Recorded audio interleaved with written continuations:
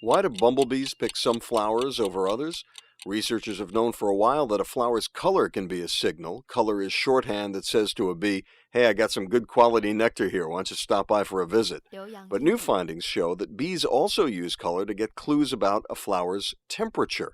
And according to a study from a British research team published in the journal Nature, some like it hot. Bees use up a lot of energy just staying warm on some days. In fact, they can't even fly if they're too cold. So if one flower is warmer than another, a bee can save some of its fuel by basking on that flower while it's doing its pollinating business. And it turns out that bumblebees consistently do choose warmer flowers over cooler ones, even when the two flowers offered up the same quantity and quality of nectar. Some plants seem to be evolutionarily adapted to be slightly warmer because the warmer ones get visited more by the chilly bees. When it comes to getting pollinated, apparently the heat is on, and that's the buzz.